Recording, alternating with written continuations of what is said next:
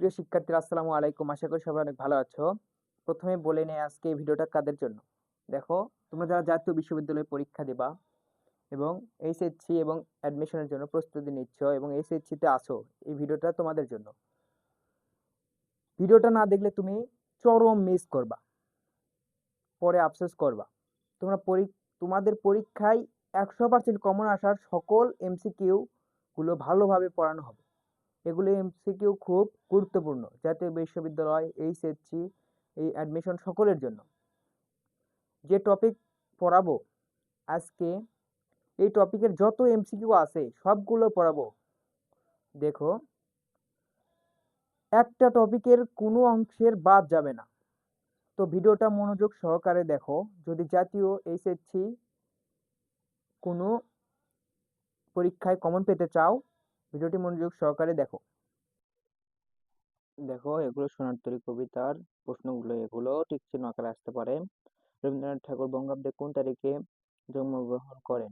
1268 বঙ্গাব্দে 25শে বৈশাখ জন্মগ্রহণ করেন। রবীন্দ্রনাথ ঠাকুরের কবিতার মূল সুর কি? রবীন্দ্রনাথ ঠাকুরের কবিতার মূল সুর হলো মানব ধর্মের জয় ও সৌন্দর্য তৃষ্ণা। রবীন্দ্রনাথ ঠাকুর কোন বিশ্ববিদ্যালয়ের প্রতিষ্ঠাতা? রবীন্দ্রনাথ ঠাকুর বিশ্বভারতী বিশ্ববিদ্যালয়ের প্রতিষ্ঠাতা। রবীন্দ্রনাথ ঠাকুর প্রথম কাব্য প্রকাশিত হয় কত বছর বয়সে? রবীন্দ্রনাথ ঠাকুরের প্রথম কাব্য প্রকাশিত হয় 15 বছর বয়সে। রবীন্দ্রনাথ ঠাকুর প্রথম কাব্যগ্রন্থ কোনটি? রবীন্দ্রনাথ ঠাকুরের প্রথম কাব্যগ্রন্থ বনফুল। রবীন্দ্রনাথ ঠাকুর কোন কাব্যের জন্য নোবেল পুরস্কার লাভ করেন? রবীন্দ্রনাথ ঠাকুর গীতাঞ্জলি কাব্যের জন্য নোবেল পুরস্কার লাভ করেন। রবীন্দ্রনাথ ঠাকুর কত সালে নোবেল পুরস্কার পান? রবীন্দ্রনাথ ঠাকুর 1913 সালে নোবেল পুরস্কার পান। এশীয়দের মধ্যে সর্বপ্রথম সাহিত্য নোবেল পান কে? এশীয়দের মধ্যে সর্বপ্রথম সাহিত্য পুরস্কার নোবেল পান রবীন্দ্রনাথ ঠাকুর। বাংলা ছোট গল্পের প্রতীকত কে? বাংলা ছোট গল্পের প্রতীকত রবীন্দ্রনাথ ঠাকুর। বিসর্জন রবীন্দ্রনাথ ঠাকুরের কোন জাতীয় গ্রন্থ? বিসর্জন রবীন্দ্রনাথ ঠাকুরের কাব্য নাটক জাতীয় গ্রন্থ। ধান কাটার সময় ক্ষেতে কতজন লোক ছিল? ধান কাটার সময় ক্ষেতে একজন লোক ছিল। ভরা নদীর স্রোত দেখতে কেমন? ভরা নদীর স্রোত দেখতে খুরের মতো ধারালো। ধান কাটার সময় কি এলো? ধান কাটার সময় বর্ষা এলো। সোনার কবিতায় কখানি ক্ষেত ছিল? সোনার কবিতায় একখানি ক্ষেত ছিল। ধান ক্ষেতটির আকৃতি কিসের মতো? ধান ক্ষেতের আকৃতি ছোট দ্বীপের মতো। সোনার তরী কবিতায় কৃষকের ছোট ক্ষেতের চারদিকে কি খেলা করছে? সোনার তরী কবিতায় কৃষকের ছোট ক্ষেতের চারদিকে বাঁকা জল খেলা করছে। সোনার কবিতায় কি মেঘ ঢাকা ছিল? সোনার কবিতায় গ্রামখানি মেঘে ঢাকা ছিল। কবিতায় দূরবর্তী গ্রামটির কোন সময়ের দৃশ্যপট তুলে ধরা হয়েছে? কবিতায় দূরবর্তী গ্রামটির সকালবেলা দৃশ্যপট তুলে ধরা হয়েছে। ওগো তুমি কোথা যাও কোন বিদেশে?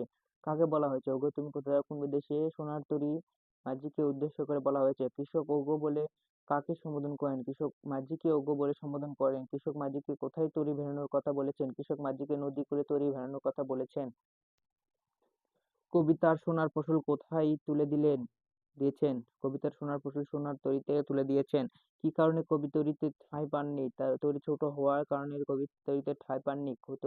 সোনার তরী কবিতায় ঘন মেঘ কি ঘিরে ঘোরাফেরা করে? সোনার তরী কবিতায় ঘন মেঘ শ্রাবণের আকাশ ঘিরে ঘোরাফেরা করে। শ্রাবণ গগন ঘিরে কি ঘুরে ফেরে? শ্রাবণ গগন ঘিরে ঘন মেঘ ঘুরে ফেরে। ক্ষুরধারা কি? ক্ষুরধারা হলো ক্ষুরের মতো ধারালো প্রবাহ বা স্রোত। সোনার তরী কবিতায় উল্লেখিত বাঁকা জল কিসের প্রতীক? সোনার কবিতায় উল্লেখিত বাঁকা জল কাল স্রোতের প্রতীক। থরের ভিতরে শব্দগুচ্ছের অর্থ কি? থরের ভিতরে শব্দগুচ্ছ অর্থ হচ্ছে স্তরে স্তরে। সোনার তরী কবিতার থরের ভিতরে দ্বারা কি বোঝানো হয়েছে? সোনার তরী কবিতায় থরের ভিতরে দ্বারা শৃঙ্খলা বোঝানো হয়েছে। সোনার তরী কবিতার রচয়িতা কে? সোনার তরী কবিতার রচয়িতা রবীন্দ্রনাথ ঠাকুর। সোনার তরী কবিতায় কি মিশে রয়েছে? সোনার তরী কবিতায় কবির জীবন দর্শন মিশে রয়েছে। মহাকালের চিরন্তন স্রোতে কি টিকে থাকে? মহাকালের চিরন্তন স্রোতে মানুষের সৃষ্ট সোনার ফসল টিকে থাকে। সোনার কবিতায় রূপকার্থে কার দুঃখ প্রকাশিত হয়েছে? সোনার কবিতায় রূপকার্থের কবির দুঃখ প্রকাশিত হয়েছে। সোনার কবিতাটি কোন ছন্দে রচিত? সোনার কবিতাটি মাত্রাবৃত্ত ছন্দে রচিত। ভিডিওটি ভালো লাগলে অবশ্যই চ্যানেলটি সাবস্ক্রাইব করে দিয়ে কমেন্ট করে পাশেই থাকবা।